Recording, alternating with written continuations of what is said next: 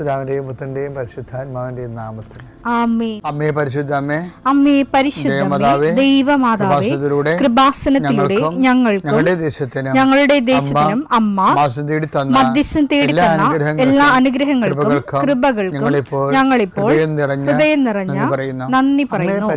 അമ്മേ പരിശുദ്ധമേ, ദൈവമാതാവേ, 2004 ഡിസംബർ 7 ഉച്ചകഴിഞ്ഞ് 2:30 കൃപാസനത്തിൽ സംഭവിച്ച അമ്മയുടെ പ്രത്യക്ഷപ്പെടലിനെ കുറിച്ച് തിരുസഭയ്ക്ക് സമർപ്പിച്ചിരിക്കുന്ന പഠനരേഖകളുടെ മേൽ സഭാത്മകമായ പഠനം ആരംഭിക്കുവാൻ ഞങ്ങൾ പ്രാർത്ഥിക്കുന്നു. അമ്മേ പരിശുദ്ധമേ, ഭൂസ്വർലോകങ്ങളുടെ രാജ്ഞിയായ അങ്ങേയ്ക്ക് ഭൗമസംരക്ഷണത്തിനായി പ്രപഞ്ചപ്രകൃതിയെ തന്നെ തിരുസഭ പ്രതിഷ്ഠിക്കുവാൻ ഈ പ്രത്യക്ഷീകരണം വഴി ഇടയാക്കണമേ. പരിശുദ്ധമേ, ജപമാല മാതാവേ, സകല കൃപാസനം പ്രാർത്ഥനയോടും ചേർത്ത് ഞങ്ങളിപ്പോൾ പ്രാർത്ഥിക്കുന്ന ഈ കുടുംബത്തിന്റെ പ്രത്യേക നിയോഗം പറ മക്കളെ.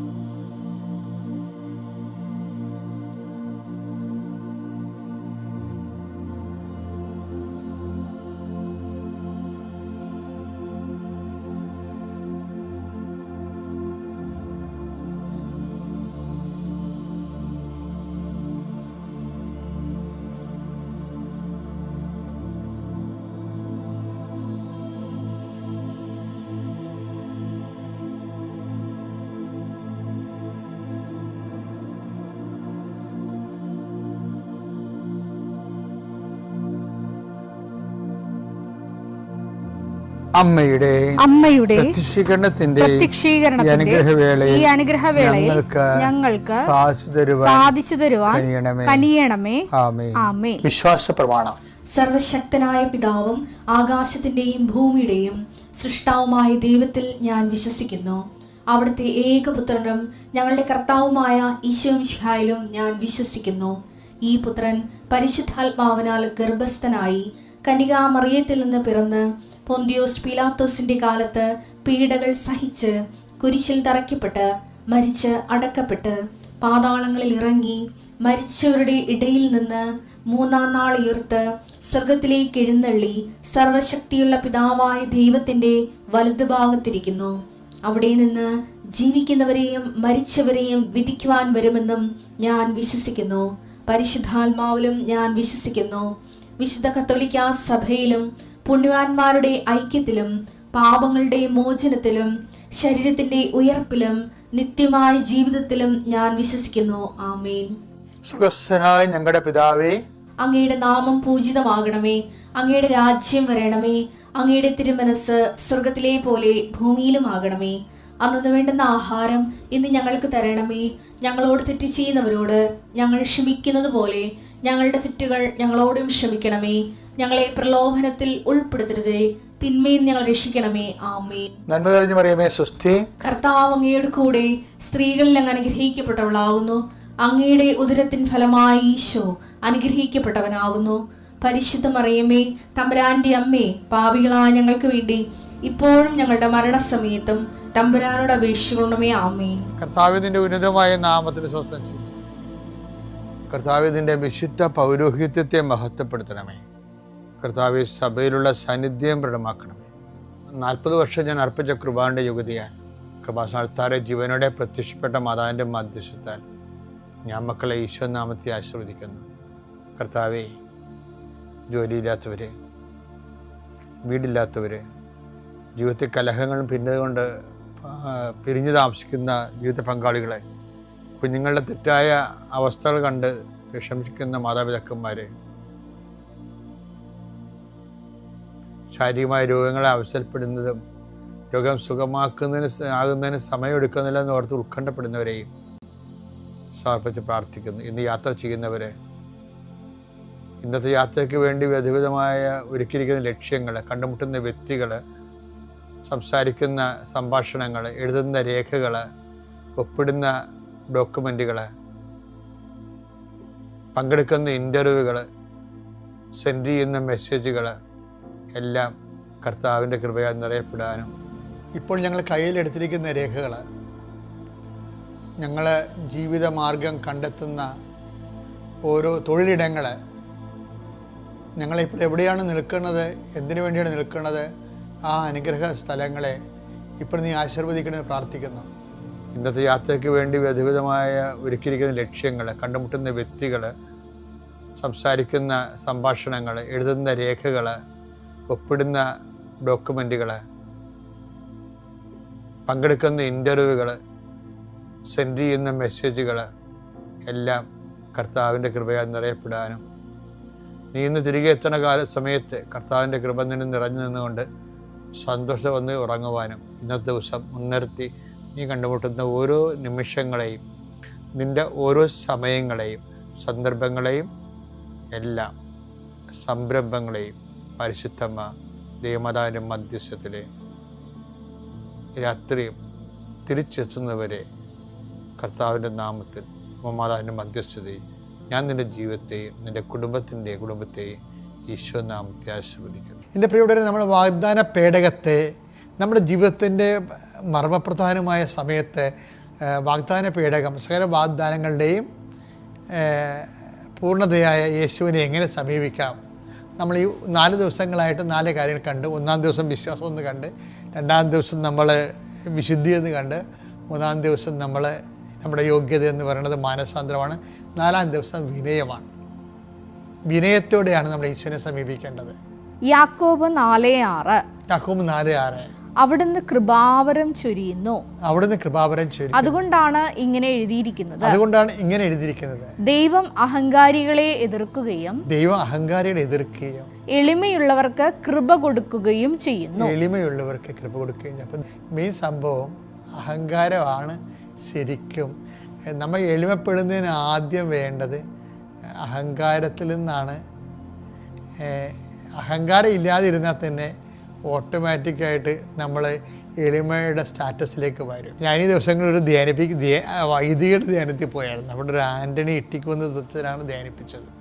അപ്പം അദ്ദേഹം ഈ അഹങ്കാരം ഉണ്ടാകാതിരിക്കാൻ വേണ്ടി കുറേ കാര്യങ്ങൾ പറഞ്ഞായിരുന്നു. എനിക്ക് ഇഷ്ടപ്പെട്ടായിരുന്നു. അപ്പം ഞാൻ എൻ്റെ ഡയറിയിലൊക്കെ അത് എഴുതി വെച്ചിട്ടുണ്ട്. അതിനകത്ത് അദ്ദേഹം ദൈവം വെറുക്കുന്ന 7 കാര്യങ്ങളെന്നാണ്.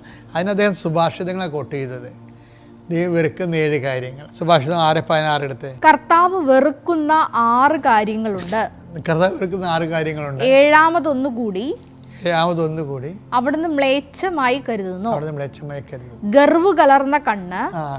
ചില ആൾക്കാരെ ഇങ്ങനെ വെച്ച് നോക്കത്തില്ലേ, വെച്ചാൽ ഒരു സൗമ്യതയില്ലാത്ത വെച്ചാൽ എന്ന് വെച്ച് കഴിഞ്ഞാൽ ഞാനതിനെ മനസ്സിലാക്കണത് എങ്ങനെ അറിയാമോ? ഗർവ് കലർന്നെന്ന് പറയുമ്പോൾ ഞാനത് എങ്ങനെ മനസ്സിലാക്കണമെന്ന് അറിയാമോ? ചില ആൾക്കാർ ഇങ്ങനെ മുഖം ഇങ്ങനെ കയറ്റി നടക്കും. അതെന്ന് വെച്ചാൽ ആരും എന്നെ അടുക്കരുത്, അതാണ് ആൾക്കാർ. ഇവ തൊട്ടാവാടിക്കൊരു പേരുണ്ടല്ലോ, എന്താണ്? ടച്ച് മീ നോട്ട് എന്ന് വെച്ച് കഴിഞ്ഞാൽ എന്നെ തൊടരുത്, ഞാൻ പാടിപ്പോവും, അതാണ് തൊട്ടാവാടി. എന്നെ തൊട്ടാൽ ഞാൻ കുത്തും എന്ന് പറഞ്ഞ ആൾക്കാർ, അതാണ് ഗർവെന്ന് പറയുന്നത്. എന്നെ തൊട്ടാൽ കുത്തും എന്ന് പറഞ്ഞ് നടക്കുന്ന ആൾക്കാരെ ഗർവം എന്ന് വെച്ചാൽ സംസാരിക്കാൻ പോലും നമുക്ക് അനുവാദം തരികയില്ല. കാര്യം എന്താണ്? നമ്മൾ അവരോട് സംസാരിക്കുമ്പോൾ അവർ കൊച്ചായി പോകുന്ന അവർ തോന്നണത്. അതുകൊണ്ട് ഇങ്ങനെ കയറ്റി പിടിച്ച് നടക്കും. അപ്പോൾ ദൈവം വെറുക്കണ കാര്യമാണത്. ഇപ്പോൾ ഓക്കെ അല്ലേ? മനസ്സിലായല്ലേ? ഇപ്പം ഈ ഗർവ് ഒന്ന് മാറ്റിയാൽ തന്നെ നമുക്ക് പിന്നെ വരേണ്ടത് ബാക്കി അവശേഷിക്കുന്നത് എന്താണ്? വിനയമാണ്. ഞാനിപ്പോൾ ആൾക്കാരുണ്ടെങ്കിൽ എനിക്കുണ്ടാകുന്ന പ്രശ്നം, എനിക്കൊരു പ്രോബ്ലം ഉണ്ട് കേട്ടോ. എൻ്റെ പ്രോബ്ലം എന്ന് പറയുന്നത് എനിക്ക് കുറേ രോഗങ്ങളുണ്ട്. ഇപ്പോൾ രാവിലെ എഴുന്നേൽക്കുമ്പോൾ നീർക്കെട്ടൽ കൊണ്ട് അവിടെ ഇവിടെയൊക്കെ മുഴച്ചൊക്കെ ഇരിക്കും. ഇപ്പോൾ എനിക്കാണെങ്കിൽ ഭയങ്കര അസ്വസ്ഥതയാണ് ആ സമയത്ത്. ആ സമയത്ത് കുർബാനയ്ക്ക് വരുമ്പോൾ ഞാൻ എൻ്റെ മുഖത്ത് നോക്കി അവർക്ക് അച്ഛൻ ദേഷ്യപ്പെട്ടിരിക്കണം തോന്നും. അല്ലെങ്കിൽ ചില ആൾക്കാർ രാവിലെ വന്ന് എൻ്റെ അടുക്ക് എനിക്ക് ഇഷ്ടപ്പെടാത്ത കാര്യം പറയും.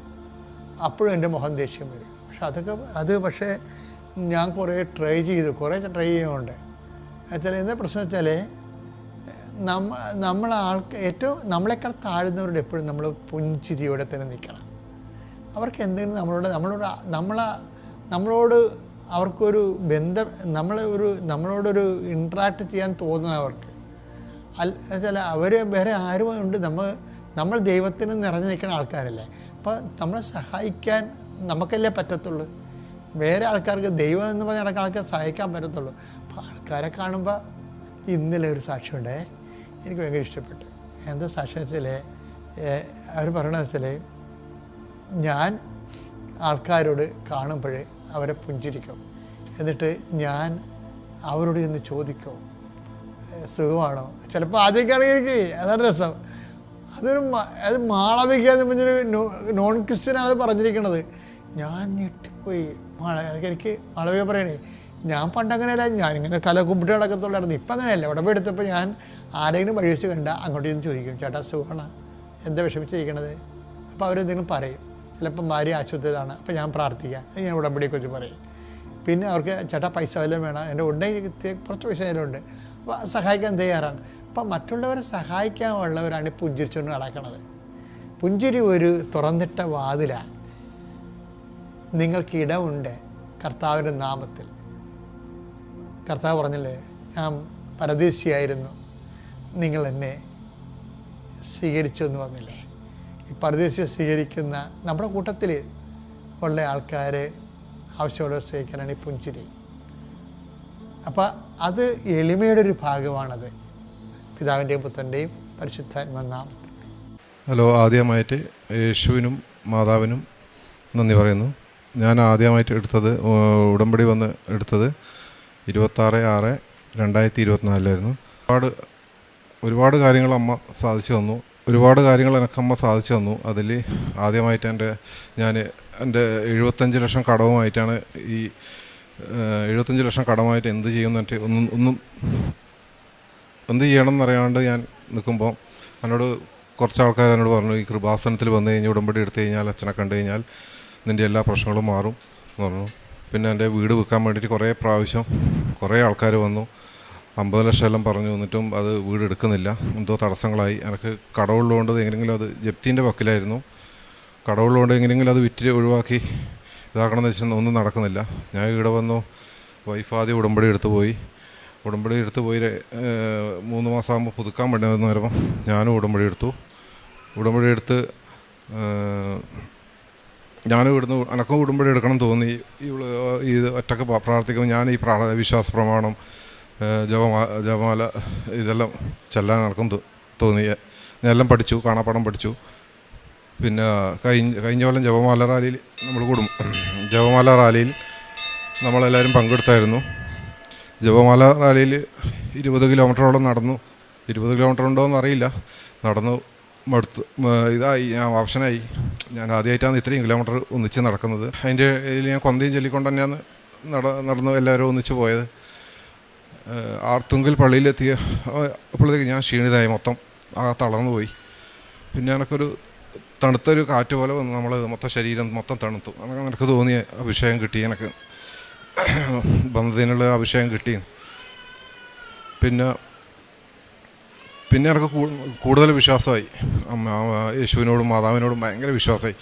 പിന്നെ എൻ്റെ മതങ്ങളിൽ എനിക്കൊരു ചെറിയൊരു കടയുണ്ടായിരുന്നു ബസ് സ്റ്റാൻഡിൽ, കണ്ണൂർ തന്നെ, പയ്യാവൂർ. ആ കടകളിൽ വരുന്നവർക്ക് ഞാൻ പത്രങ്ങൾ കൊടുക്കുമായിരുന്നു. പത്രം എന്ന് പറഞ്ഞാൽ എന്നെക്കൊണ്ട് കഴിയുന്നത്ര പത്രം ഞാൻ അവിടെ നിന്ന് വരുത്തിക്കുമായിരുന്നു. ഒരു 10,000-2000 പത്രങ്ങൾ ഞാൻ കൊടുത്തിട്ടുണ്ടാവും. പിന്നെ ഞാൻ പത്രം കൊടുത്തത് പത്രം കൊടുക്കൽ മാത്രമല്ല, സുവിശേഷം പറഞ്ഞു, മാതാവിനെയും യേശുവിനെയും പറഞ്ഞു മനസ്സിലാക്കി അവരെ ഞാൻ ഒന്നിച്ച് കൂട്ടിക്കൊണ്ടുവരും ഇങ്ങോട്ട്. ഇപ്പോൾ ഇന്നും ഞാൻ 2 പേർ അക്രൈസ്തവരെ 2 പേരെ ഞാൻ കൂട്ടിക്കൊണ്ടുവന്നിട്ടുണ്ട്. എനിക്ക് ഇത് ഭയങ്കര സങ്കടം വരുന്നതുകൊണ്ട് ഇങ്ങനെ പറയുന്നേ ഉള്ളൂ. അപ്പോൾ എന്ത് പറയണമെന്നൊന്നും അറിയുന്നില്ല. പെട്ടെന്ന് ആദ്യമായിട്ടൊരു സ്റ്റേജിൽ കയറി ഇങ്ങനെ ഒരു സാക്ഷ്യം പറയുന്നതാണ്. കുറേ ആഗ്രഹിച്ചു, ഞാൻ കുറേ നേരമായി ഇവിടെ വെയിറ്റ് ചെയ്യുന്നു. ഇതൊന്നൊരു സാക്ഷ്യം, അച്ഛൻ്റെ മുമ്പ് നിനക്കൊരു സാക്ഷ്യം പറയണം, ലോകം മുഴുവൻ അറിയട്ടെ. എന്നെ ഈശോയും മാതാവും എന്നെ ലാസ്റ്റ്. പിന്നെ വീടിൻ്റെ കാര്യം പറയാം. വീട് നമ്മളൊരു സുഹൃത്ത് തന്നെ ആ വീട് എടുത്തു. 50 ലക്ഷം പറഞ്ഞ വീട് 60 ലക്ഷത്തിന് തന്നെ അവനെടുത്തു. നമ്മളെ കടങ്ങൾ 75 ലക്ഷമായിരുന്നു, 60 ലക്ഷവും കടം തീർന്നു. ഇനി 15 ലക്ഷമേ ഉള്ളൂ. പിന്നത്തെ സാക്ഷ്യം എൻ്റെ വൈഫ് ഉടമ്പടിയെടുത്ത് പുതുക്കാൻ മുതലേ ഞാനും ഉടമ്പടിയെടുത്ത് അച്ഛനെ കണ്ടു. അച്ഛൻ എനിക്ക് കാശ് രൂപ എന്നിട്ട് പറഞ്ഞു, നീ കുഴിച്ചിട്ടാ ആ മണ്ണിൽ കുഴിച്ചിട്ടാൽ മതി, നിൻ്റെ വീടെല്ലാം കച്ചവടമാവും. എന്നിട്ട് ഉപ്പ് തെളിച്ചു, 4 മൂലക്കും വീടിൻ്റെ 4 സൈഡിൽ ഉപ്പും തെളിച്ചു. പ്രാർത്ഥന മുടങ്ങാതെ ഉണ്ട്. അരമണിക്കൂർ ബൈബിൾ വായിക്കും.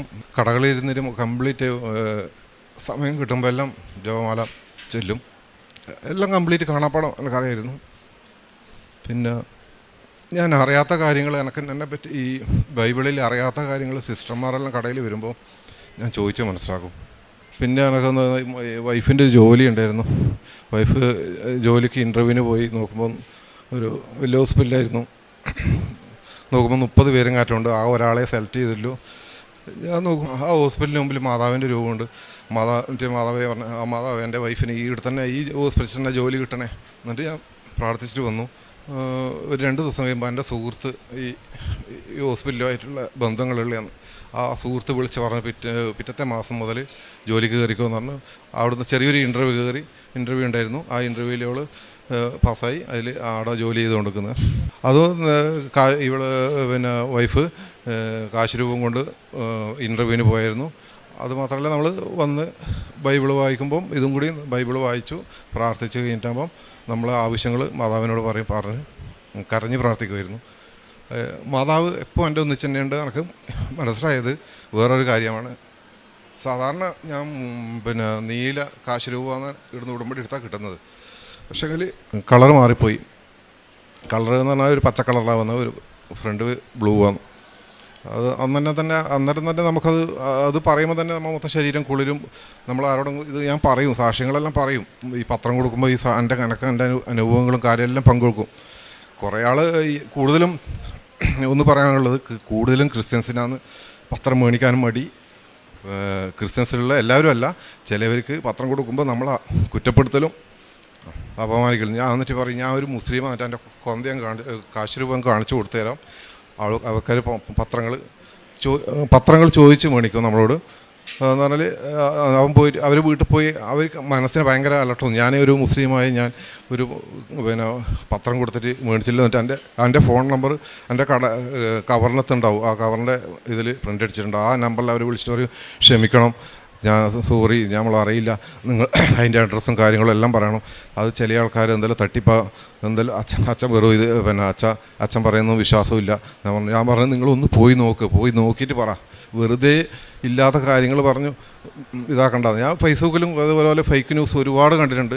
ഞാൻ അവരെല്ലാം രക്ഷിക്കണേ മാതാവേ. ഇങ്ങനെ പറയാൻ ഇവിടെ ഇവിടുന്ന് കാല് കുത്തിക്കഴിഞ്ഞാൽ ഒരാൾക്കും അത് എല്ലാവർക്കും മനസ്സിലാവും. അത് അക്രൈസ്തവരായാലും ആർക്കായാലും മനസ്സിലാവും. പിന്നെ പറയാനുള്ളത്, ജോലിൻ്റെ ഇതായി എൻ്റെ വീടിൻ്റെ കടങ്ങൾ മാറി. ഇപ്പോൾ ഇനി വൈഫ് ഇസ്രായേലിൽ പോകാനുള്ള ഒരു കെയർ യുവർ സർട്ടിഫിക്കറ്റിന് വേണ്ടിയിട്ട്, ഇത് കഴിഞ്ഞ വർഷം ഈ ഒരാഴ്ച മുന്നേ നടന്ന സംഭവമാണ്. ഞാൻ അത്രയും വിശ്വാസത്തോടെ ഞാൻ പറയുന്നത്, 1 ലക്ഷം രൂപ വേണം കെയർ യുവർ സർട്ടിഫിക്കറ്റ്. എന്നിട്ട് പല ആൾക്കാരും വന്നു, അല്ലെങ്കിൽ 60,000 രൂപയേ ഉള്ളൂ. ഞാൻ എന്ത് ചെയ്യണമെന്ന് വെച്ചിട്ട് ഞാൻ പ്രാർത്ഥിച്ചു. ഈ കടയിൽ നിന്ന് തന്നെ ഞാൻ പ്രാർത്ഥിച്ചു, ജപമാല ചൊല്ലി പ്രാർത്ഥിച്ചാലും അമ്മ എന്തോ അറിയില്ല, വൈഫിനോട് പറഞ്ഞ പോലെ തോന്നി. എനിക്ക് മൊബൈലെടുത്ത് ഗൂഗിളിൽ നിന്ന് സെർച്ച് ചെയ്യുന്നു പറഞ്ഞു. അങ്ങനെ ഒരു അനാഥ മന്ദിരത്തിൻ്റെ ഈ നമ്പർ കിട്ടി. അത് പേര് പറയുന്നില്ല. നമ്പർ കിട്ടി നമ്മൾ വിളിച്ചു. ആ സിസ്റ്ററെ വിളിച്ചേരാൻ പറഞ്ഞു, 6 മാസം കഴിയാണ്ട് കിട്ടൂല, ആ പേപ്പർ തരാൻ, കെയർ യുവർ സർട്ടിഫിക്കറ്റ് തരാൻ പറ്റൂല എന്ന് പറഞ്ഞു. ഞാൻ പറഞ്ഞു, സിസ്റ്ററെ നമുക്ക് വേണ്ടി ഒന്ന് പ്രാർത്ഥിക്കുമോ? ഞാനിങ്ങനെ എൻ്റെ അവസ്ഥകളെല്ലാം പറഞ്ഞു, ഞാൻ മുസ്ലിമാണ്, ഇങ്ങനെ എൻ്റെ കാര്യങ്ങളെല്ലാം പറഞ്ഞു സിസ്റ്ററോട്. കുറച്ച് കഴിയുമ്പോൾ ഞാൻ സിസ്റ്ററോട് പറഞ്ഞു, സിസ്റ്ററെ ഞാൻ ഒന്നുകൂടിയും വിളിച്ചു. ഒരു 2 മണിക്കൂർ കഴിഞ്ഞിട്ട് ഒന്നുകൂടിയും വിളിച്ചു, സിസ്റ്ററെ എനിക്കൊന്ന് സിസ്റ്റർ ഒന്ന് കാണണം എന്ന് പറഞ്ഞു. എന്നാൽ സിസ്റ്റർ ഒന്ന് കണ്ടോന്ന് പറഞ്ഞു. ഞാൻ ഇവരെയും കൂട്ടി വൈഫിനെയും കൂട്ടി അവിടെ പോയാലും സിസ്റ്റർ ആദ്യം പറഞ്ഞു, 2 മാസം കഴിയാണ്ടൊന്നും കിട്ടൂല കേട്ടോ എന്ന് പറഞ്ഞു. ലാസ്റ്റ് എൻ്റെ അവസ്ഥയും ഞാൻ ആദ്യം പറയുന്നത് സാക്ഷ്യങ്ങളായിരിക്കും. ആര് പറഞ്ഞു കഴിഞ്ഞാലും എൻ്റെ അനുഭവങ്ങൾ ആദ്യം പറയും. ആ സിസ്റ്ററോട് ഞാൻ പറഞ്ഞു, എൻ്റെ കാശ് രൂപ കണ്ട സിസ്റ്റർ എന്ന്. സിസ്റ്റർക്ക് ഭയങ്കര വിഷമമായി. സിസ്റ്റർ പറഞ്ഞു, പേടിക്കണ്ട, നിങ്ങൾക്ക് കുറച്ച് ദിവസം അവിടെ വന്നിട്ട് രോഗികളെ നോക്കണം എന്ന് പറഞ്ഞു. ആയിക്കോട്ടെ നമുക്ക് സന്തോഷമേ ഉള്ളൂ എന്ന് പറഞ്ഞു. എന്നിട്ട് രോഗികളെ കുറേ ദിവസം നോക്കി, എന്നിട്ട് ഒരാഴ്ച കൊണ്ട് തന്നെ സർട്ടിഫിക്കറ്റ് കൊടുത്തു. എന്നിട്ട് ഞാൻ പറഞ്ഞു, സിസ്റ്റർ എനിക്ക് വെറും കൈയോടെ ഇടുന്ന് ഞാൻ മടങ്ങൂല, ഒരു നേരത്തെ ഭക്ഷണം അവിടെ എല്ലാവർക്കും എൻ്റെ കൈ കൊണ്ട് വിളമ്പി കൊടുക്കണം എന്ന് പറഞ്ഞിട്ട് ഞാൻ ഭക്ഷണം ഉണ്ടാക്കി അവിടുത്തെ 50ഓളം രോഗികളുണ്ടായിരുന്നു. 50ഓളം രോഗികൾക്ക് എൻ്റെ കൈ കൊണ്ട് ഭക്ഷണം വിളമ്പി കൊടുത്തു. സിസ്റ്റർക്ക് എല്ലാവർക്കും സന്തോഷമായി. രോഗികളൊന്നിച്ച് ഫോട്ടോയിലെടുത്തു. നമ്മൾ രോഗികളെല്ലാം പരിചയപ്പെട്ടു. രോഗികളോട് പറഞ്ഞ് ഇനിയും എനിക്ക് എന്തെങ്കിലും ഒരു ഇതുണ്ടെങ്കിൽ ഞാൻ ഇവിടെ വന്നിട്ട് ഒരു നേരത്തെങ്കിലും ഭക്ഷണം എനിക്ക് തരാൻ പറ്റണമെന്നിട്ട് ഞാൻ പ്രാർത്ഥിച്ചു. ഞാൻ തിരിച്ചു വന്നു. പിന്നെ ഇതൊക്കെയാണ് എൻ്റെ സാക്ഷ്യങ്ങൾ. ഇനിയിപ്പം ഇസ്രായേൽ പോകാനുള്ള പ്രോസസ്സിങ് നടന്നുകൊണ്ടിരിക്കുന്നേ ഉള്ളൂ. ഇനി കെയർ യുവിൻ്റെ സർട്ടിഫിക്കറ്റ് കൊടുത്ത് പ്രോസസ്സ് നടന്ന് അതിന് വേണ്ടിയിട്ട് ഇപ്പം രണ്ടാമത് നമ്മൾ പുതുക്കേണ്ട സമയമായി. അന്നേരം ഞാൻ പറഞ്ഞു, ഞാൻ സാക്ഷ്യം പറഞ്ഞ് വൈഫ് പുതുക്കിയിട്ട് പോകാമെന്ന് വെച്ചിട്ട് ഇവിടെ വന്നതാണ്. പിന്നെ എനിക്കൊന്ന് പറയാനുള്ള, ഇവിടുത്തെ അച്ഛൻ്റെ കുടുംബടി ധ്യാനം കണ്ടിന്യൂ ആയിട്ട് ഞങ്ങൾക്ക് കൂടും. യൂട്യൂബിലെടുത്ത് നോക്കിക്കഴിഞ്ഞാൽ അറിയാണ്ട് ഞാൻ ഷെയർ ചെയ്യും, എല്ലാവർക്കും ഞാൻ ഷെയർ ചെയ്യും. പിന്നെ രാവിലത്തെ പ്രാർത്ഥന പരമാവധി ഒന്നിച്ച് അച്ഛൻ്റെ ഒന്നിച്ച് ലൈവായിട്ട് പ്രാർത്ഥിക്കും. സന്ധ്യാപ്രാർത്ഥന പ്രാർത്ഥിക്കും. പിന്നെ സാക്ഷ്യങ്ങൾ മുടങ്ങാതെ കേൾക്കും. മെയിനായിട്ട് പത്രങ്ങൾ കൊടുത്ത് ജനങ്ങളെ അവിടെ വരുന്ന കടയിൽ ഇഷ്ടംപോലെ ആൾക്കാർ വരുന്നുണ്ട്. അവരെല്ലാം ഞാൻ പറഞ്ഞ് മാതാവിൻ്റെ അടുത്ത് വെഞ്ചരിച്ച ഫോട്ടോ കടയിൽ പതിപ്പിച്ചു. അച്ഛൻ പറയുന്ന ഓരോ കാര്യങ്ങളും അച്ഛൻ നോട്ട് ബൈ മെറിറ്റ് റേസ് എന്ന് പറഞ്ഞാൽ അച്ഛൻ ഇതിനിടയ്ക്കൊരു കുടുംബ ധ്യാനത്തിൽ പറഞ്ഞിട്ടുണ്ടായിരുന്നു. അതിൻ്റെ ഗ്ലാസ്സിട്ട് ടേബിളിൻ്റെ അടിയിൽ വലിയ അക്ഷരത്തിൽ എഴുതി വെക്കും. പിന്നെ ഇടയ്ക്ക് അത് പറഞ്ഞുകൊണ്ടിരിക്കും. പിന്നെ ഈ അച്ഛൻ്റെ ഉടമ്പടി ധ്യാനത്തിൽ തന്നെ ഒരുപാട് പഠിക്കാനുണ്ട്. അച്ഛൻ ജനങ്ങൾക്ക് വേണ്ടിയിട്ട് ചെയ്യുന്ന കാര്യങ്ങൾ നോക്കുമ്പോൾ ഭയങ്കര അച്ഛൻ ഇതുപോലത്തെ ഒരു അച്ഛൻ നമുക്ക് എവിടെ ഇല്ലല്ലോ എന്ന് ഓർക്കുമ്പോൾ അയാൾക്ക് വിഷമമുണ്ട്. ഞാൻ ഇതുവരെ കണ്ടതിൽ ഏറ്റവും നല്ല അച്ഛൻ്റെ പ്രവർത്തനം, അച്ഛൻ്റെ ആയുസ്സിനും ഇതിനും ഞാൻ എന്നും പ്രാർത്ഥിക്കും. അച്ഛൻ ജനങ്ങൾക്ക് വേണ്ടി ചെയ്യുന്ന ഇത് ഫുൾ ടൈം അച്ഛൻ വർക്കാണ്. അച്ഛന് റെസ്റ്റ് ഇല്ലാതെ ഉടമ്പടി എടുത്തതിന് പിന്നെ സ്വഭാവം എനിക്ക് എല്ലാവരും സഹായിക്കണം. ഒരു നേരത്തെ ഭക്ഷണത്തിന് വന്നു കഴിഞ്ഞാൽ കടയിൽ ആരെങ്കിലും വന്നു കഴിഞ്ഞാൽ ഒരു ഉച്ചക്ക് വന്നത് ഉച്ചക്ക് ഭക്ഷണം കഴിക്കേണ്ടവർക്ക് മാന്യമായിട്ട് കഴിക്കേണ്ട പൈസ എടുത്ത് കൊടുക്കും. രാവിലെ വന്നാൽ ചായ ഒരു കടി. നമുക്ക് എൻ്റെ മേൽ ഒരുപാട് പൈസ ഒന്നുമില്ല, മൊത്തം കടത്തിലാണ്. എന്നാലും ഞാൻ എന്നെക്കൊണ്ട് കഴിയുന്നതെല്ലാം സഹായിക്കലുണ്ട്. ഇതെല്ലാം ഉടമ്പടിയിലെല്ലാം എൻ്റെ കാര്യങ്ങൾ നടത്തുന്ന ഈശോയ്ക്കും മാതാവിനും കോടാനുകോടി നന്ദി. ജെറമിയ 31:9 കണ്ണീരോടെയാണ് അവർ വരുന്നത്, എന്നാൽ ഞാൻ അവരെ ആശ്വസിപ്പിച്ച് നയിക്കും. റസാഖ് എന്ന ഈ സഹോദരൻ പരിശുദ്ധ കൃപാസന മാതാവിൻ്റെ ഉടമ്പടി ജീവിതത്തിലേക്ക് പ്രവേശിച്ച് സഹോദരനുണ്ടായിരുന്ന വലിയ കടബാധ്യത അമ്മ മാതാവിൻ്റെ സംരക്ഷണയാൽ ഉടമ്പടി നേർച്ചവസ്തുക്കളുടെ പ്രയോഗത്തിലൂടെ പൂർണ്ണമായി മാറ്റപ്പെടും വിധം അമ്മ സഹായിച്ചതിനെയാണ് ആദ്യം സാക്ഷ്യപ്പെടുത്തിയത്. മറ്റൊന്ന്, ജീവിത പങ്കാളിക്ക് ഒരു ജോലി ലഭിച്ചതും മറ്റൊരു ജോലിക്ക് വേണ്ടിയുള്ള പ്രോസസ്സ് വേഗത്തിലാക്കുവാൻ അമ്മ മാതാവിൻ്റെ ഇടപെടൽ വഴി സാധ്യതകൾ തെളിഞ്ഞതിനെയുമാണ് സഹോദരൻ സാക്ഷ്യപ്പെടുത്തിയത്. ഈ സാക്ഷ്യത്തിൻ്റെ പ്രത്യേകത, ഒരു അക്രൈസ്തവ മകനാണെങ്കിലും അമ്മയിലും ഈശോയിലും പൂർണ്ണമായി ശരണപ്പെട്ടുകൊണ്ട് പ്രേക്ഷിത പ്രവർത്തനത്തിന് യാതൊരു സങ്കോചവുമില്ലാതെ എല്ലാ മനുഷ്യർക്കിടയിലേക്കും അമ്മ മാതാവിൻ്റെ പ്രത്യക്ഷീകരണത്തിൻ്റെ സന്ദേശം കൈമാറുവാൻ സന്തോഷത്തോടും തീഷ്ണതയോടും കൂടി വ്യാപരിക്കുകയും ചിലപ്പോഴെങ്കിലും ക്രൈസ്തവ സഹോദരങ്ങളിൽ നിന്ന് ആ കൃപാസനത്തിൻ്റെ പത്രം കൈമാറുമ്പോൾ നീരസം കാണിക്കുന്നതും അത് സ്വീകരിക്കുവാൻ അവർ പ്രയാസം കാണിക്കുന്നതിനെയാണ് സങ്കടമായി എഴുത്താരയിൽ സൂചിപ്പിച്ചത്. എങ്കിലും അതിനെക്കുറിച്ച് പരിഭവമില്ലാതെ ദൈവനാമത്തെ മനുഷ്യരുടെ മുമ്പിൽ ഏറ്റുപറയുമ്പോൾ ദൈവത്തിന് മുമ്പിൽ ഈശോ എന്നെ ഏറ്റുപറയുമെന്ന പൂർണ്ണമായ ബോധ്യത്തോടും വിശ്വാസത്തോടും കൂടി ഉടമ്പടി ജീവിതം പൂർണ്ണമായ ശ്രദ്ധയിലും സ്നേഹത്തിലും എങ്ങനെ നയിക്കുന്നുവെന്ന് സഹോദരൻ വാക്കുകളിലൂടെ സാക്ഷ്യപ്പെടുത്തുകയാണ്. പ്രിയമുള്ളവരെ, അലസമായിക്കൊണ്ടിരിക്കുന്ന വിശ്വാസ ജീവിതത്തിന് ലക്ഷ്യബോധം നൽകുന്ന ദൈവിക പദ്ധതിയാണ് ഉടമ്പടി ജീവിതം. എന്തും എങ്ങനെയുമാകാമെന്ന് കരുതിയൊക്കെ ജീവിക്കുന്നവർക്ക് ജീവിതം ക്രിസ്തുവിനോട് കൂടി അല്ലെങ്കിൽ അത് നാശത്തിനും ദുരന്തത്തിനും കാരണമാകുമെന്ന് നമ്മളെ അടിവരയിട്ട് ഉറപ്പിക്കുന്ന ഒരു ദൈവിക പദ്ധതിയാണ് ഉടമ്പടി ജീവിതം. അതുകൊണ്ട് ഉടമ്പടി ജീവിതത്തിലൂടെ നമ്മൾ ഏതെങ്കിലും ചില പ്രാർത്ഥനകൾ ചൊല്ലുകയല്ല, ദൈവത്തിന് സ്വന്തമാകുന്നൊരു ജനതയായി രൂപപ്പെടുകയാണ് ചെയ്യുന്നത്. നമ്മുടെ പെരുമാറ്റങ്ങളിൽ വ്യത്യാസമുണ്ടാകും, ദൈവത്തോടുള്ള നമ്മുടെ ബന്ധത്തിൽ ആഴപ്പെടലുണ്ടാകും, നമ്മൾ മറ്റുള്ളവർക്ക് ചെയ്യുന്ന നന്മകളിൽ തീഷ്ണതയും തീവ്രതയും ഉണ്ടാകും. നമ്മളെ തന്നെ ആന്തരികവും ബാഹ്യവുമായി ശുദ്ധിയോടുകൂടി സൂക്ഷിക്കുവാൻ നിരന്തരമായി നാം പരിശ്രമിക്കുകയും ചെയ്യും. അതുകൊണ്ട് ഉടമ്പടി ജീവിതം കാര്യസാധ്യത്തിൻ്റെ ജീവിതം അല്ല, മറിച്ച് ഉടമ്പടി ജീവിതം ദൈവത്തെ സ്വന്തമാക്കിക്കൊണ്ട് ലോകത്തിൽ എൻ്റെ കർത്താവ് ഇന്നും ജീവിക്കുന്നു, അവൻ അനേകർക്കിന്നും അത്ഭുതങ്ങളിലൂടെ അവൻ്റെ അടയാളങ്ങളിലൂടെ ജീവിതവും ജീവിത മാർഗങ്ങളും തെളിച്ചു കൊടുക്കുന്നു എന്ന് പറയുന്നതാണ് മരിയൻ ഉടമ്പടി എന്നത്. അതുകൊണ്ട് കർത്താവിൽ ശരണപ്പെട്ടുകൊണ്ട് നമ്മുടെ ജീവിതങ്ങളെ നവീകരിക്കുവാൻ നമുക്ക് പരിശ്രമിക്കാം. അമ്മ മാതാവ് കൂടെ നിന്ന് തിരുക്കുമാരനിൽ നിന്നും നമുക്ക് വേണ്ടുന്ന അനുഗ്രഹങ്ങൾ സമയചുരുക്കത്തിൽ അനുവദിച്ച് തരികയും ചെയ്യും. ഈ കുടുംബത്തിന് ലഭിച്ച എല്ലാ വിശ്വാസ ബോധ്യങ്ങൾക്കും ഭൗതിക അനുഗ്രഹങ്ങൾക്കും അമ്മ മാതാവിനും തിരുക്കുമാരനും നന്ദി പറഞ്ഞുകൊണ്ട് കരങ്ങളടിച്ച് ഈ സാക്ഷ്യം നമുക്ക് സമർപ്പിക്കാം.